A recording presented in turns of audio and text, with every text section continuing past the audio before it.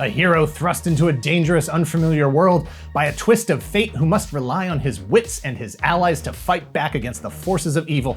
No, not Tarzan. It's a world where mystical, magical forces are in the air and threats are around every misshapen rock that litters the alien landscape. No, it's not Flash Gordon, Buck Rogers, or John Carter of Mars.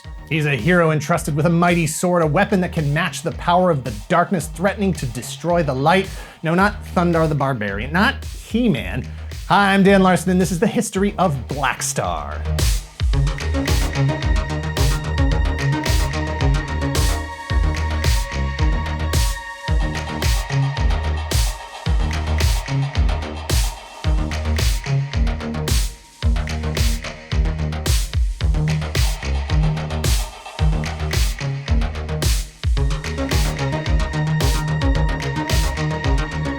Blackstar was an animated series in a line of action figures. The animated series first aired from September to December of 1981 for a total of 13 episodes, which puts it in a tie with Rude Dog and the Dweebs tier for total episode count. Blackstar follows the adventures of John Blackstar, astronaut, who is swept through a black hole into an ancient alien universe. Trapped on the planet Sagar, he is rescued by the tiny Trobit people. In turn, he joins their fight against the cruel overlord who rules by the might of the Power Star. The Power Star is split into the Power Sword and the Star Sword, and so with Star Sword in hand, Blackstar together with his allies sets out to save the planet Sagar. This is his destiny. If this sounds familiar, it should. Blackstar applies a well-established fish-out-of-water narrative convention that has worked for heroes like Flash Gordon, Buck Rogers, and John Carter of Mars. Heroes who find their true selves, their true power, once transported to the new alien world. It's not just a fish-out-of-water story, it's more of a fish-out-of-water becomes more powerful out-of-the-water story. Like, he was in the wrong water, the water somehow holding the fish back from attainment of its true self, which, I mean, sounds ridiculous when you say it like that. Like, some kind of time-traveling superfish just like walking around with a sword, fighting monsters. Yeah, no, I'd watch that.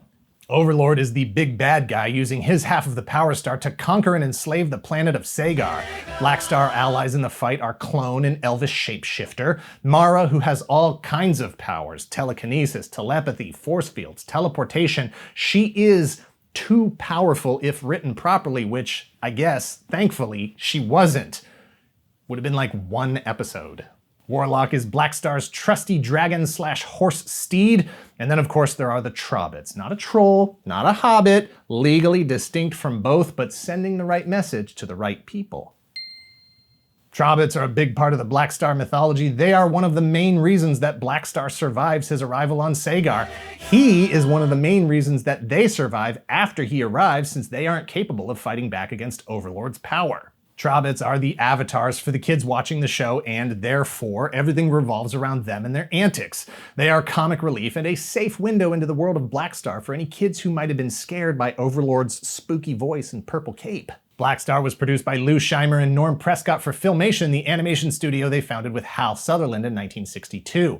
By 1980, Filmation already had plenty of success in the kids' television department with The New Adventures of Superman, Fat Albert, Star Trek the Animated Series, Aquaman, Tarzan, Batman, and, not for nothing, but the original live-action Ghostbusters. In 1980, with the help of Jack Kirby and Alex Toth, Ruby Spears Productions created a science fiction sword and sorcery show that took place on a futuristic, post-apocalyptic Earth 2,000 years in the future called Thundar the Barbarian.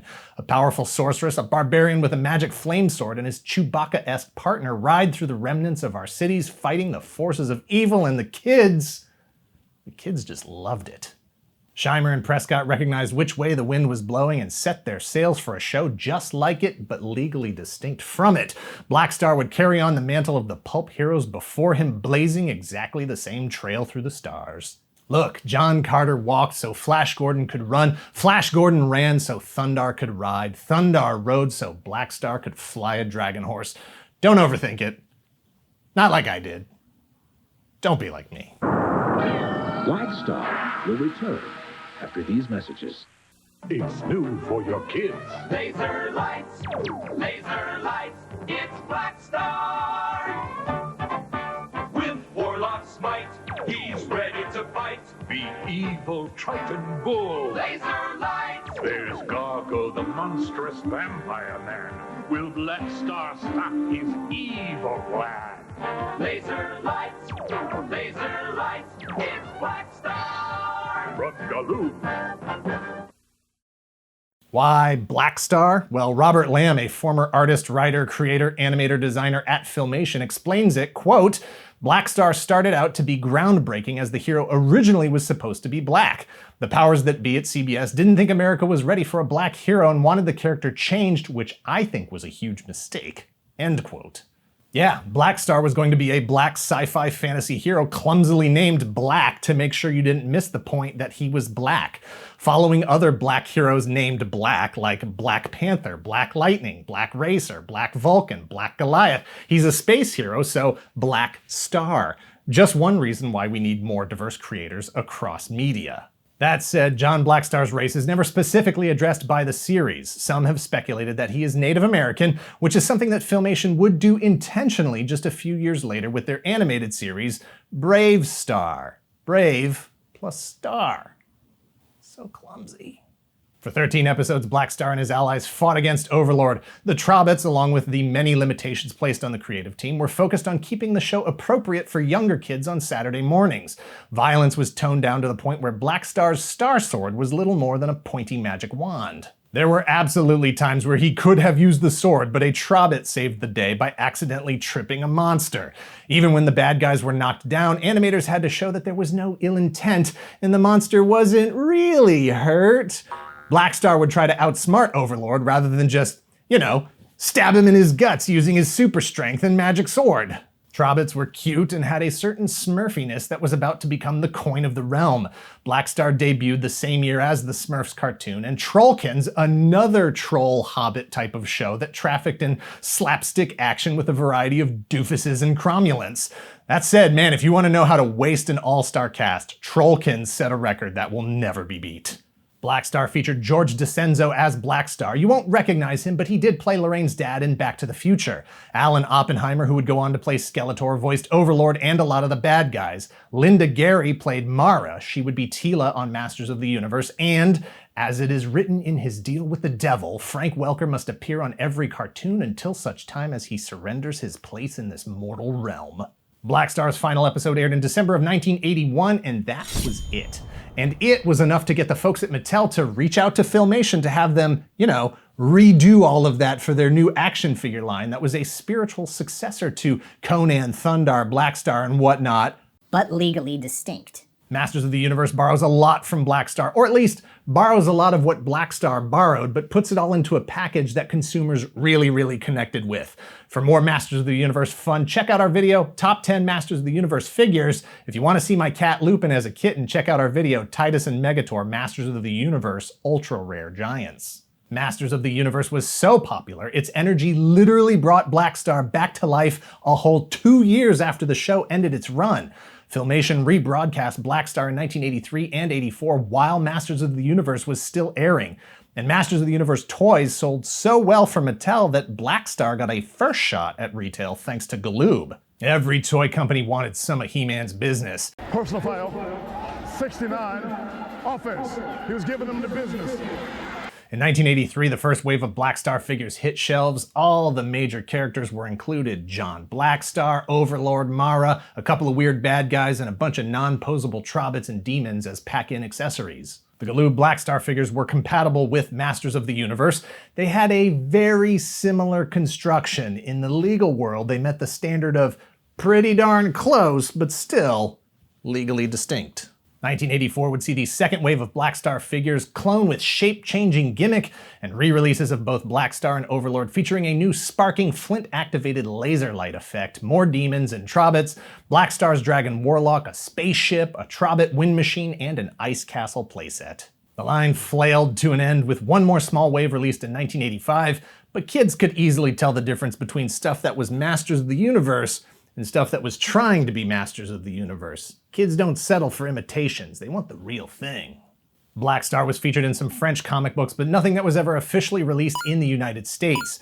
3 issues by an artist named Christian Gattignol, aka Gatti, published by Editions Valiant, and a 46-page one-shot by Editions LUG, which worked on a lot of Marvel Comics French translations. Artist Jean-Yves Mitton told Blackstar's story this time. Gattignol sticks pretty close to official canon. Mitton's is a bit more French fan fiction, creating relationships that weren't there and even coming up with some new bad guys for Blackstar to avoid stabbing in the guts.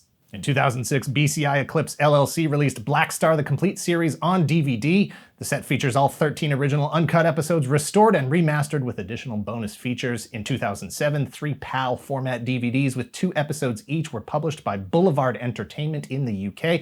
That was it though, and as of 2014, Boulevard Entertainment no longer exists, so time to switch to NTSC.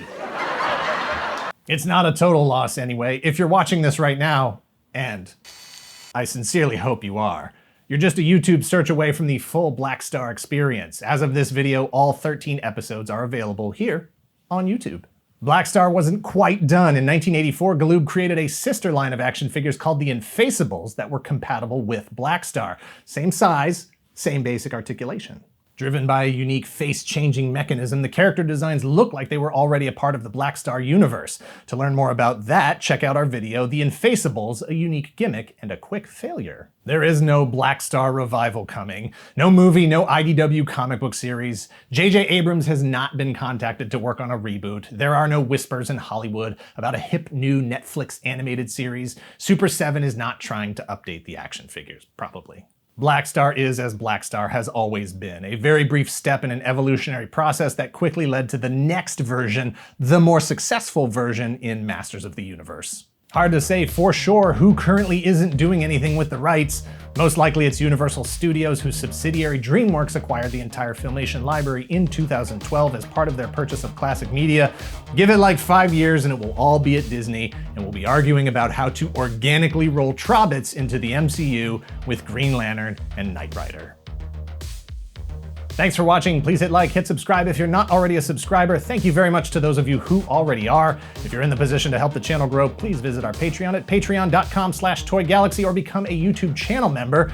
Both Patreon and YouTube channel membership have the same exclusive content, so choose your own adventure. Please share this video and let us know in the comments down below who'd win in a fight. Blackstar, He-Man, Conan, Flash Gordon, Tarzan, Buck Rogers, John Carter, Adam Strange, Thundar, Galtar, Bravestar, or the time-traveling Superfish. What if I told you that we have Frank Welker lined up to play TT Superfish? Cut.